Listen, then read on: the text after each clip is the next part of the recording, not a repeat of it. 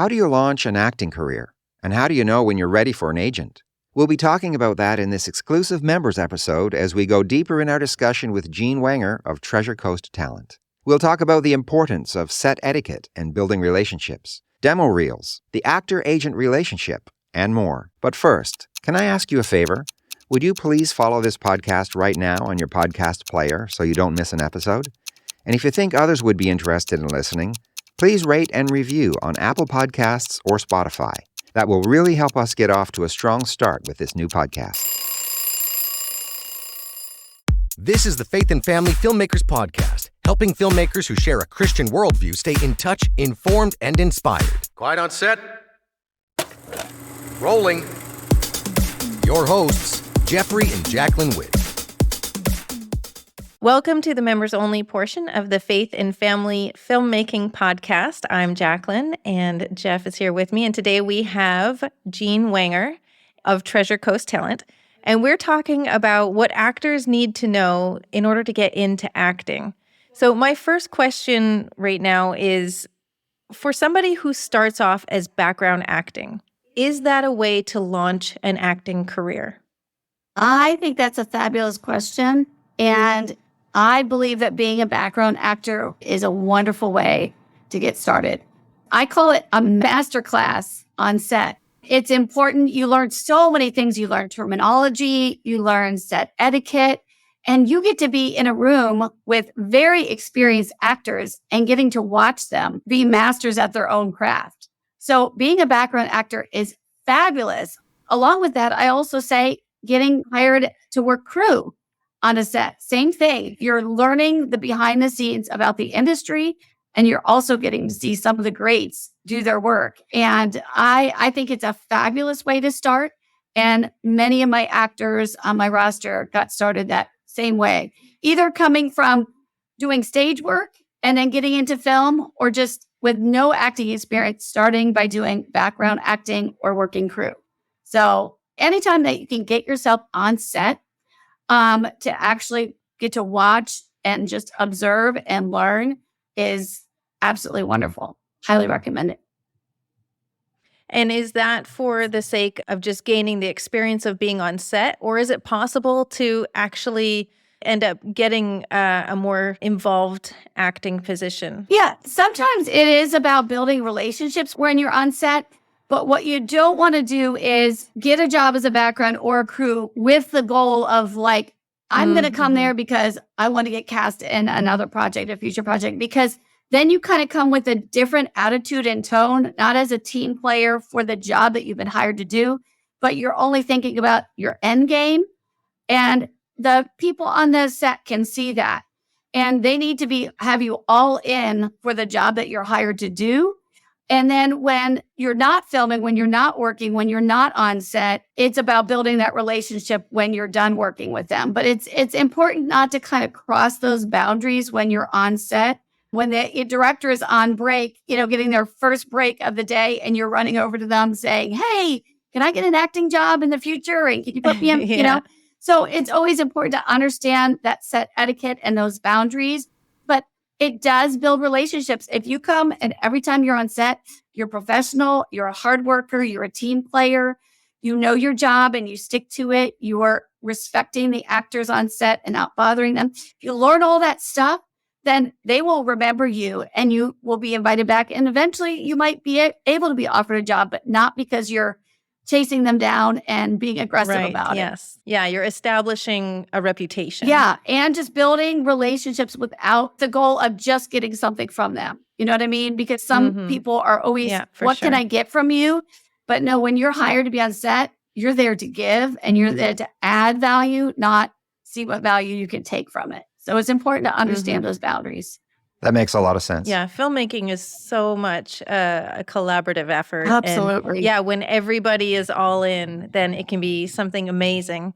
So how important is it for new actors? Let's say they want to branch beyond background acting. How important is it to have a demo reel? And what does a demo reel do for an actor? Well, demo reels are super, super important. I mean, that's basically a sampling of your best work. So to begin with, you need to have work to get clips of, to get samples of, to put in a reel. So that's where it just goes back to create your own material, but you need to take acting classes so you know how to act. It takes a lot of training, a lot of hard work before you ever get to the point where you have the materials for a reel. Some actors can even just practice by writing a very, very short scene and filming it with a friend with a camera, or setting up a tripod and filming it. Monologues are a great way to start because you can choose comedic monologues, you can choose dramatic monologues, but record yourself doing these monologues. And for me, what I always say is, are you believable, or are you in your head and I can tell you're acting? Because casting directors don't want people who are pretending to be a character, but you need to really work on becoming that character and being believable. So before you get to the reel, you need to understand what's the purpose of the reel. And if you don't have good material because you haven't trained and you don't know how to act, then the reel is not going to help you get more work. So it's better to not have a reel than have a reel that is bad. Right. So you can go online and you can look up great reels. You can follow a lot of, think about the actors that you are following on social media. You can usually view their reels there. They'll share them, or they'll have them on IMDb, and watch the reels and see what it takes to make a great reel, and figure out how you can start booking roles, even if it's unpaid. If there's value to it that you can get a clip from the movie for your reel, then it's definitely worth it. So we've booked some really great roles with actors on my roster from a reel that contained clips from movies that they weren't even paid for. They were volunteer roles, but we took the role because it was a chance to get the clips of them playing a certain type of character that we didn't already have on the reel. So we're always strategic in going, okay, is there value in this beside the actual day rate? Yes or no? And when you're further along in your career, you can be pickier as you go. A reel is super important, but you need to have that foundation first. Yeah. And I've actually helped some actors, I've written some demo reels so that they can go and produce them. And a demo reel is kind of a catch-22. Like when you're looking for your first job, it's like, okay, well, you need experience so you can get a job. But you need a job so you can everywhere. get experience, Yeah, exactly. And so this is kind of a way around that. If you work with a writer who can write you a good scene, then you can record that. Absolutely. It's going to take a bit of an investment because you need to hire a writer and you need to hire the production company, and whatever. But for myself, when I've worked with actors, I know how to write to a budget. I know how to write to, the locations that I'm given. I always ask, what emotion do you want to bring out of it? Because then I can really work with that. Yeah. And some actors, they want to have an opportunity to show a lot of facial expressions. They're less about the line delivery. And other ones, they want the lines. So if you know where your strengths are and you can play up to your strengths, and you work with a writer and a production company, you can get that, and it'll look like it's from a movie or a TV show. Like it'll look like it's from something that's bigger than just this one scene that you're in. And I've heard casting directors say, we don't care if you made it or if it was from a film. All we need to do is see you acting. Can you act? Are you believable? And, just like with an audition tape, with a reel, can you be seen clearly? Can you be heard clearly? I know one of my pet peeves of reels are when the reel scene has multiple people in it and I'm not familiar with the actor and I have trouble figuring out which person I'm supposed to be looking at. And so, there's a lot of things that you want to focus on. Make sure that you're clearly recognizable in it. Make sure the camera starts on you in the scene if you're creating your own work and there's multiple people in it.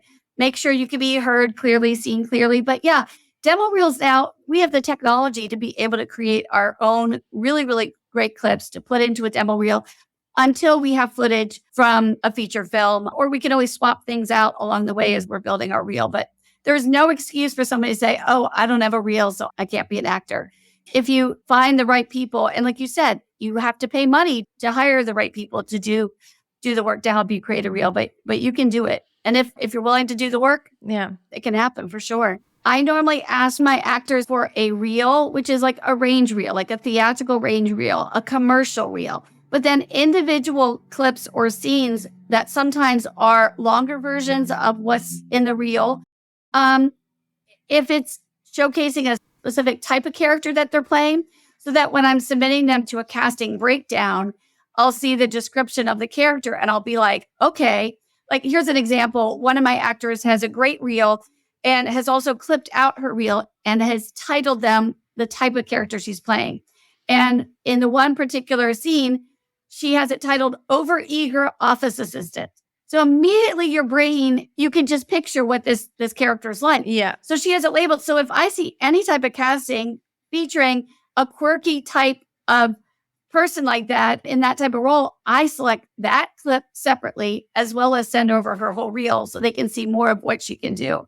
So the more materials I get as an agent from my actors, the more I can customize the submission, which oftentimes increases our chances of getting an audition request from the casting. Versus if I have, say, one reel and the actors decide to combine their more serious dramatic stuff, their comedic stuff, their commercial stuff, and it's all mushed together, and say that it's a comedic role I'm submitting them for, and the comedic part is at the very end of the reel, casting's not even going to see it. They'll watch the first few seconds and they're like, yeah, I don't think this person fits this role. So it's important to not only have the full, range reel, but also have it clipped out into very specific types that you're playing. It just gives me a lot of options, just like with headshots. I want all different looks so I can kind of pick and choose and customize my submissions.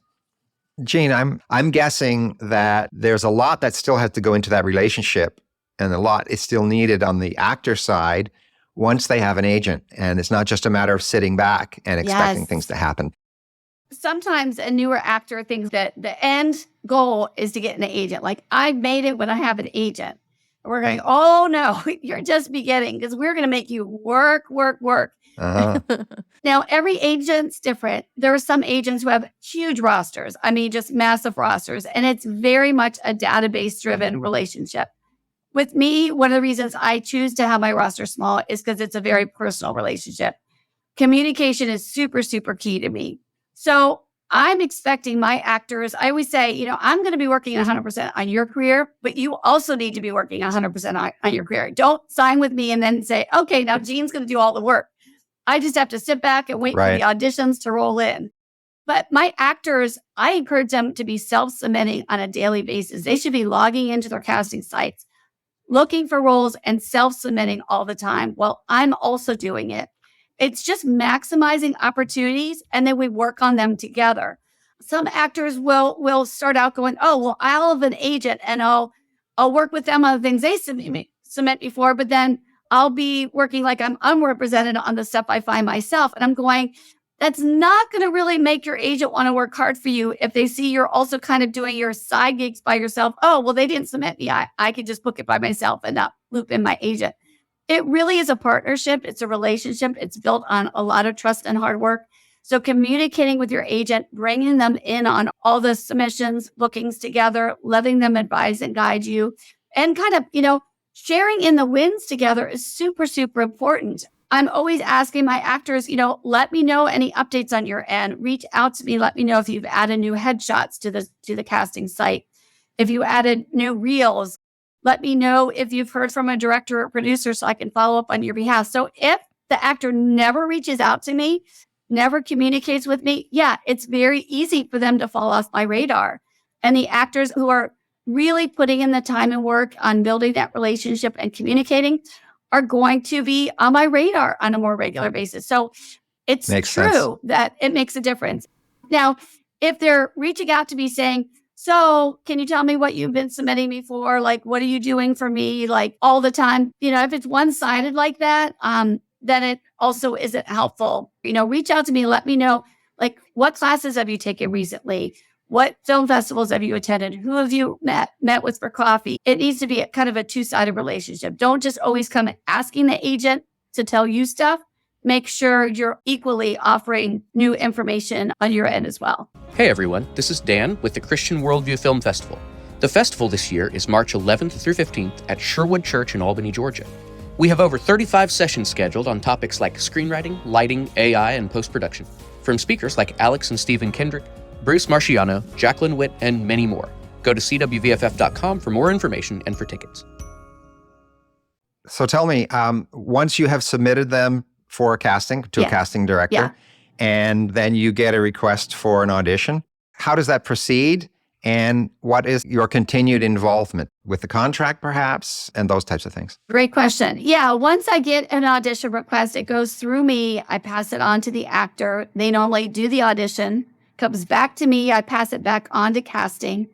And then if we get an offer, I review everything with the actor. Normally, we ask for a copy of the script because oftentimes we don't get the script right up front. We just get the sides for the actual audition. And then if the actor is interested in proceeding, that's where I go to work to review the contract, negotiate the contract, ask questions. It's great because then the actor gets to just focus on the creative side of it. I work on the business side for them so that they can focus on, learning the script, preparing for their character, showing up on set. And they haven't had to talk about all the uncomfortable stuff, which is like the rate and the money. Yeah, all the money stuff. I have some actors that, they've been direct offer only for years, and they brought me on because they're just like, I want somebody to handle all that for me. You know what I mean? They don't even audition anymore, but they're like, we want an agent that can deal with all that stuff. So I can just focus on preparing to get to set and do my job. So I advise and guide, I ask the questions, I negotiate the contracts. And so I work as an advocate on their behalf. And then in turn, what I get is 10% commission. Usually it's covered by the producer. And that's one of the things I negotiate as a part of the rate, that they will pay the 10% commission. And if for some reason it's a lower budget project and they can't afford paying the commissions on top of the actor's rate, then my 10% comes out of the actor's pay. So everything I do is fully on commission, which is not an easy job either, because I could work 40 hours a week and make absolutely $0. The only way I get paid is when my actors get paid, and then I only get 10%. So when actors are thinking that they should let the agent do all the work, I'm going, we're getting 10% of what you're going to make. Yeah. You need to step it up and work a little harder here, so it's fair. You know what I mean? Yeah, and anybody who sure. isn't fully aware, there's a lot more to it than finding them work. Absolutely. This whole contract negotiation thing, especially for somebody who hasn't been in the industry for a long time, how do you even approach that? I wouldn't know how to do it. And just because somebody has taken some acting classes and even volunteered on some sets or done some jobs for friends, they're not going to know the ins and outs of how to get the best rate that they can get on that job, where you've got the experience to not only negotiate, but know the difference from a job where you can get more or where you need to get a little less. Yeah. And when you're starting out, I mean, really, you don't have a lot of room to negotiate. If an actor comes in and said, oh, I want more money for this, I'm like, well, your resume, your experience, all those things are going to be a determining factor. What I normally do with my actors is whatever rate I start working with them at, our goal is to continually to be increasing that at a reasonable measure with each project they do based on the project's budget. If you're working on a SAG, a union project, that's $20 million. Obviously, you're going to expect a higher rate than a very small budget, non-union project, which could be a very, very small rate. And so wherever you are in your career and experience, the budget of the film project, there's a lot of factors that go into it. But that's where I can advise and guide the actor. I think this is a fair ask. What do you think? And we talk about it. And I never make a decision on behalf of my actor without talking to them first. I think that's really important that they understand, talk to me, I'll talk to the production, but I'm not going to automatically accept or decline anything without coming back to you. Because part of my job is to advise and guide, but I work for the actor.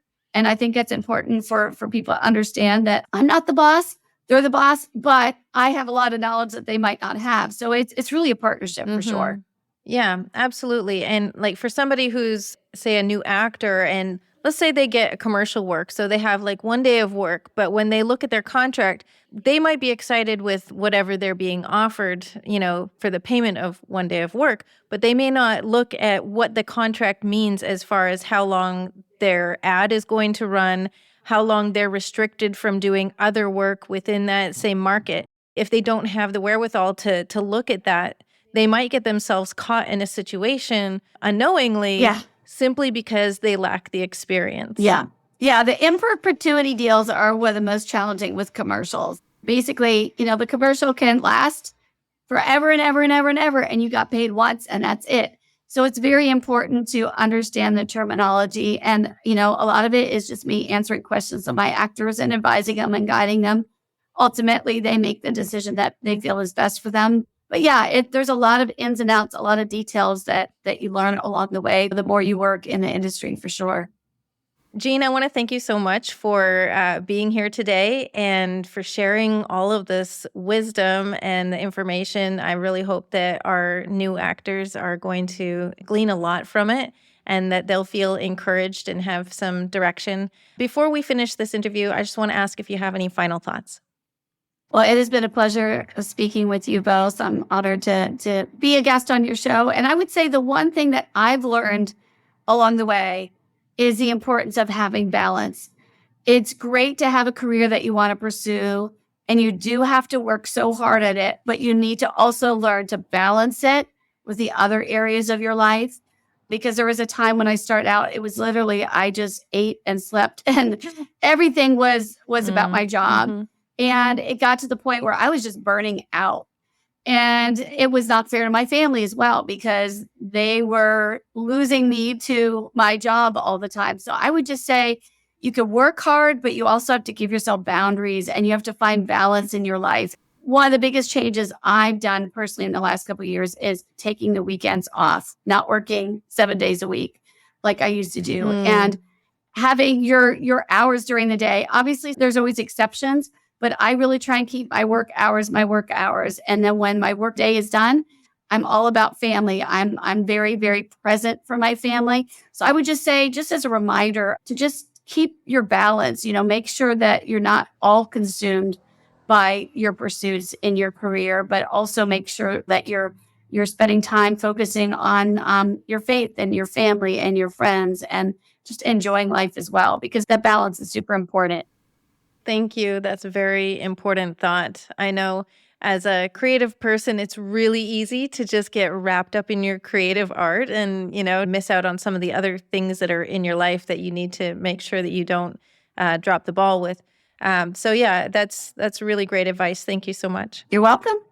Awesome. Great chatting with you guys. Good to see you again, Jean. Thank you so much. God bless. Thanks for listening to the Faith and Family Filmmakers podcast. If you would like email reminders about newly released episodes and more, please sign up at faffpodcast.com/email. That's faffpodcast.com/email. Bringing filmmakers together for faith and family. That's a wrap.